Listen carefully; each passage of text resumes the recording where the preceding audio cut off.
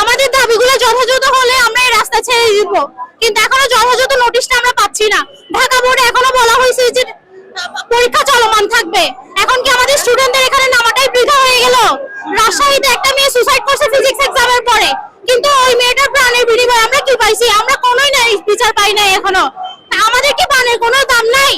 স্টুডেন্টরা শুধু হাতের মোয়া, ওদেরকে প্রশ্ন করলো, পরীক্ষা দিল, প্রশ্নের কোনো মানসম্মতই পাচ্ছি না আমরা, সব ভুল ভ্রান্তি ঢুকায় রাখছে। আসলে ঢাকাতে যাব, আমার গাড়িটা অনেক দূরে ছিল, আমি জ্যামে পড়ে গিয়েছি। ওদের কাছে রিকোয়েস্ট করলাম, তারা ছাড়লো না। তাদেরও যেটা যৌক্তিক দায়িত্ব মানে কর্মসূচি সেটা করছে। এখন যারা আছেন মানে জেলা প্রশাসক স্যার এবং মনে করেন পুলিশ সুপার, এদের মাধ্যমে যদি তারা এটা করতো, সলভ করতো, তাহলে আমার মনে হয় ভালো হতো। আমাদের এখন একটাই দাবি, ওনার পদত্যাগ। আমরা এটা ছাড়া আর কিছু চাচ্ছি না, কারণ ওনাকে আমরা অনেক আগে হুঁশিয়ারি করে এসেছি যে আমাদের সমস্যাটা ওনাকে বুঝতে হবে। ওনার মধ্যে কোনো মনুষ্যত্ব নেই, কোনো মানবিক আচরণ নেই।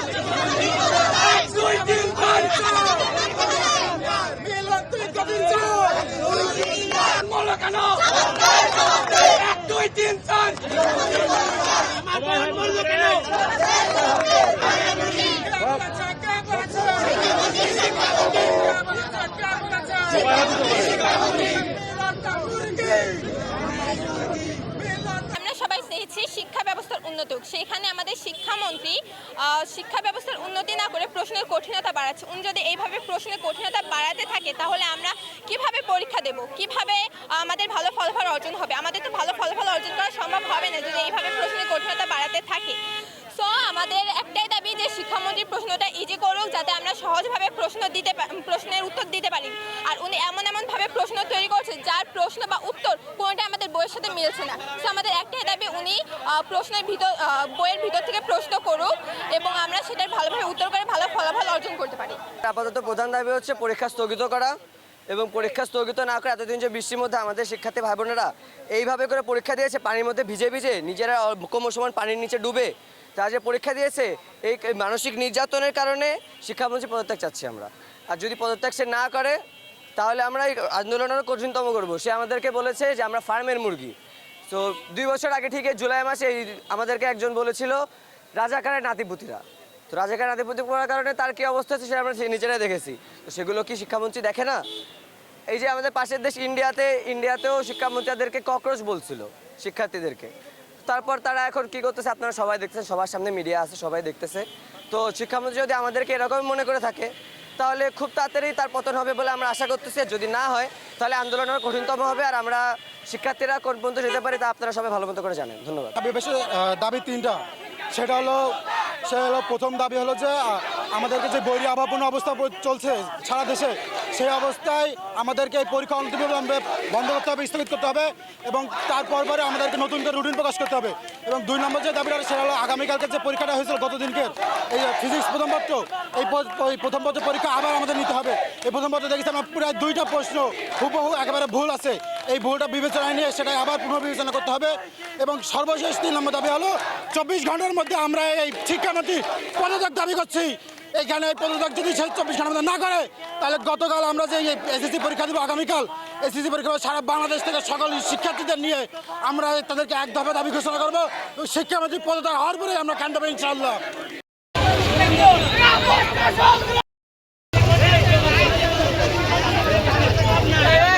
স্লোগান দিতে তুমি কে, আমি কে, মুরগি মুরগি, তুমি কে,